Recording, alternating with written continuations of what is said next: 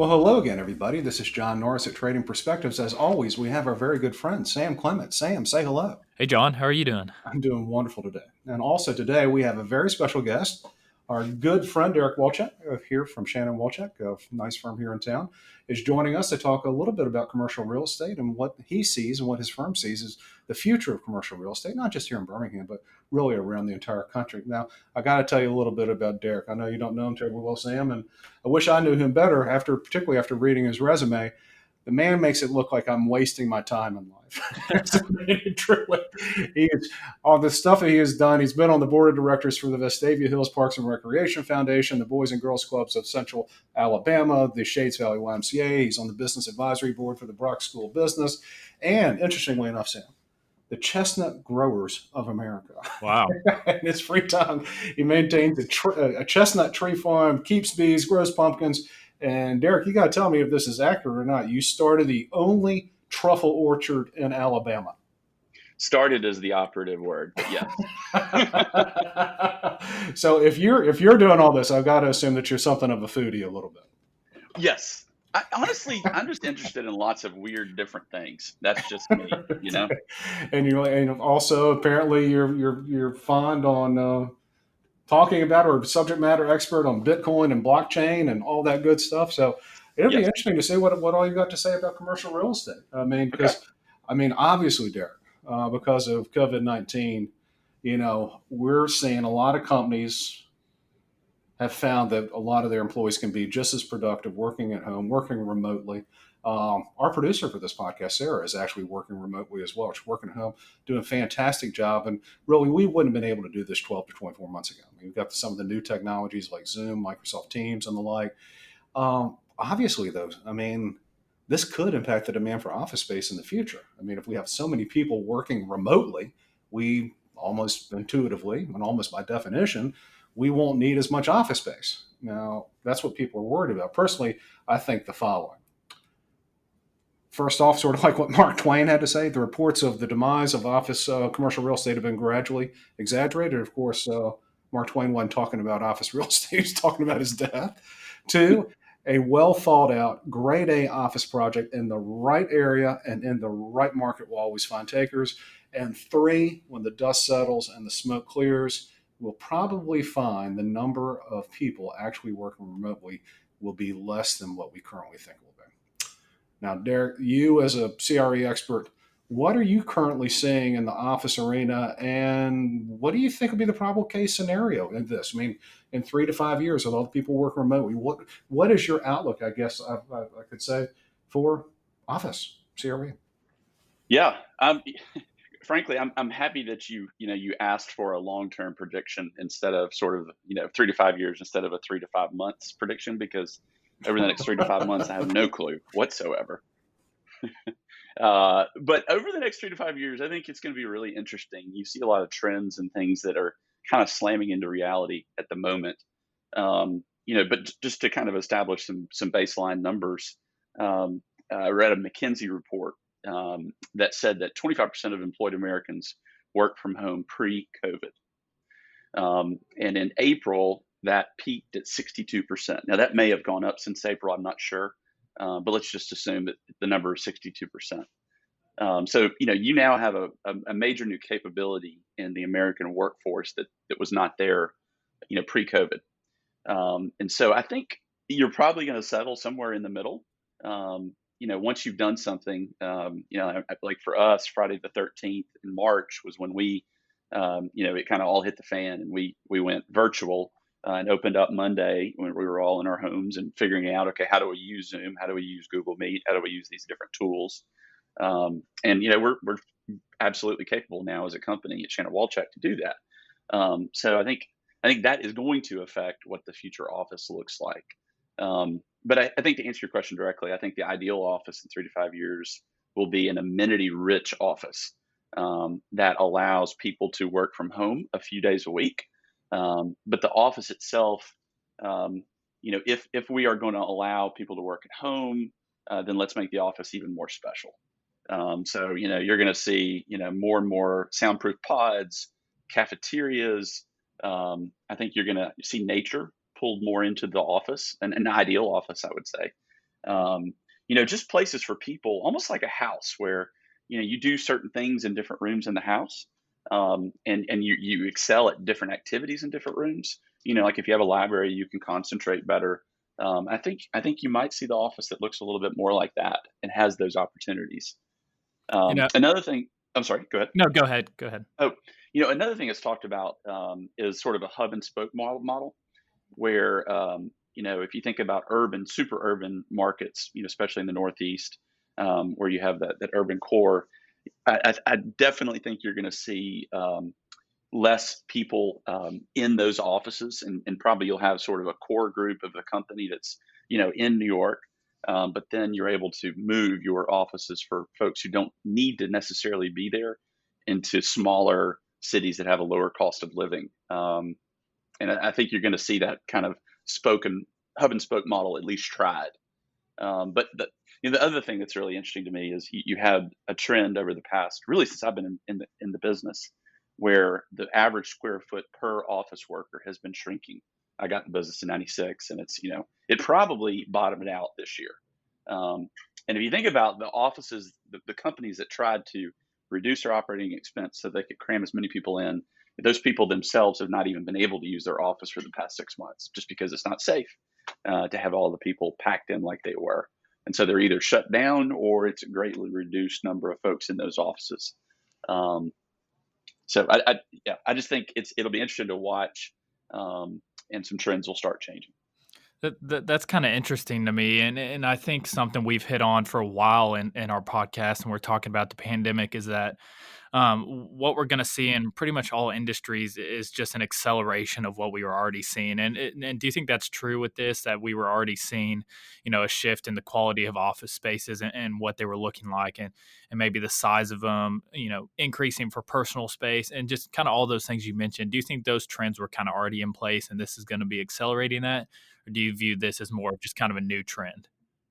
No, I think absolutely, that is a continuation and a sort of an evolvement on that trend of amenity rich offices. Um, I also think that you know uh, people who are most effective a lot of times are very comfortable in their situation, in their environment. The more comfortable you are, the more you can think and clearly and perform at an optimal level. I also Yeah. think that attire, what you wear to the office, is also going to change. I think we might even get more casual, where people can feel completely comfortable and they can do their best work. Um, I think you will see that. So, So it sounds, Derek, as though everyone's talking about sort of a office apocalypse. It doesn't sound like that quite as much to me as maybe a great retooling, if you will, of the existing office space that we have to meet the needs or the changing needs of the American workforce. So instead of all of a sudden there be shrinking office space, it's we're going to take the current office space we have, and as you use the term pods, and have different sort of workstations and setups for people to come in and out remotely. Now, this is going to require a whole heck of a lot of architectural know-how and a lot of contractors in order to make this happen. So, you mentioned something about price per square foot. If we do this correctly, it seems as though the right office space in the right area of town and in the right market, and that is well configured to meet the changing needs of the American workforce, they'll be able to command a pretty penny, at least in price per square foot. I think so, as long as you're not talking about Birmingham. You're right, because we have an abundance of office space available. We have over 1 million square feet available in the CBD, Yeah. and there's going to be 400,000 put on the market on 280 across from the Summit when Novair opens. Bell South's office is back open and leases those in a couple of years. So yeah, I think you're absolutely right. But Birmingham doesn't need another Class A office building at this time. Fair enough. I'll shift it a little and still keep it in real estate, but what about retail? I know we've seen some kind of iconic brands and companies, things like Sears and JCPenney and Brooks Brothers and several others have declared bankruptcy. And so while this may not completely vanish from the retail landscape, it seems intuitively there's going to be a fewer of these kind of stuck in the middle department stores moving forward. What do you kind of envision for that and for the retail space going forward? Yeah, it's a good question. I feel like I have probably a better handle on this than I do office, just because this is what I do. Retail is what I do day in day out. Let's for the sake of this discussion, let's kind of break retail into three different buckets. Okay, let's talk about places where you shop on a monthly basis, places you shop on a weekly basis, and places you shop daily or almost every day. So the monthly shopping, that's department stores, malls, that's buying gifts for birthday presents and Christmas and back to school shopping and things like that. That type of shopping is what has been affected the most by e-commerce. Yeah. And you're seeing that just get killed. Yeah. Malls in the United States are failing. COVID has sped everything up, and it certainly has sped up the demise of many, many malls in the United States. I had a friend in the Northeast who owns a bunch of shopping centers. He said, the the best malls in the United States are owned by Simon Corp. Yeah. And he said, quite frankly, it could be that those are the only malls that make it are the Simon malls. And in the future, we may just call malls Simons because that's what's going to be left. But I think the malls are in big time trouble. Except for Class A malls, I would say Birmingham. We don't really have a Class A mall other than the Summit. I think Hoover, the Galleria has got to be reimagined, and you've got to do some different things in there. It's great real estate, and Hoover, they will come up with something that makes it work. But those middle of the road department stores, all that square footage was more of a storage kind of play where you could house all these inventories of products, and you don't have to spend the big money anymore to do that. You can, with e-commerce, you put it in an industrial warehouse and then you ship it, and all of that. That's much cheaper, to sell goods that way. Yeah. So you mentioned sort of those bigger, sort of the monthly purchases. What about some of the weekly and even daily ones that you alluded to? Yeah, so the weekly, I would put in sort of the grocery store bucket. You typically make that big run once a week on a Saturday or Sunday to the grocery store. And I think that type of retailer is done actually very well through COVID. Can I predict the future of the grocery store? I don't know. It looks like it's hard to it looks like it's hard for e-commerce to perform the functions that a local grocery store that's a couple miles from your house performs.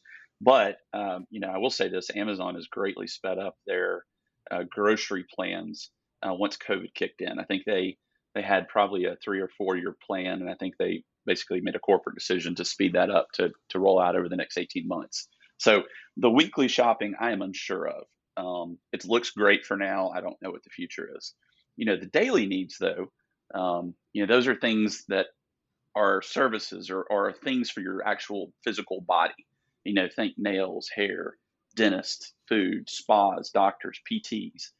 Those are typically housed in small, unanchored retail strips, shopping centers that are close to your home. And that is where we as a company have chosen to focus, because we believe no matter what happens to malls, no matter what happens to grocery centers, things that can't be done online are going to be needed. And so own the retail delivery device that's closest to those people where they live. Yeah, it's kind of hard to get your nails done by Amazon, I think. For now, for now. Actually, when I start getting my nails done, please lock me up, I think. But speaking about Amazon, the funny thing about online retail is that it actually needs a whole bunch of traditional bricks and mortar. No question. As you alluded to, Derek, the goods have to be shipped from somewhere to end up on your doorstep in a couple of business days. Further, the more the American consumer shops online, the greater the need for delivery fleets and the like, which will need distribution points, yada, yada, yada. So it seems as though the potential demand for warehouses, intermodal facilities, that which would I guess we would call industrial in the CRE arena, probably should be pretty robust moving forward. After all, Amazon just announced plans to build 1,000 new distribution centers. Yeah. So, how odd is that the company that is being blamed as the traditional, the killer of traditional retail would end up with more bricks and mortar than anyone else? Are you as kind of confused by that as I tend to be? Confused? No, it's ironic. I mean, you think about where in Birmingham, where Amazon's going to locate one of those facilities. It's in the old Century Plaza Mall.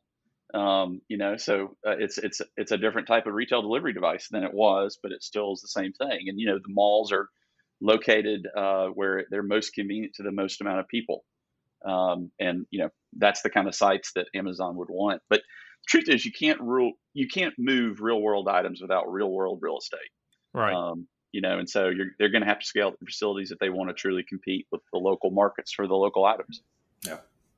Yeah, and that's actually the first that I had heard, or maybe I've just forgotten that they're going to be using the old Century Plaza location for that, which is going to be great for that section of town because, as you know, that's been a ghost town over the last several years as things have just kind of packed up and left. So hopefully that'll lead to some revitalization of that area, which is pretty good because that's the closest fast food area to me. So, yeah.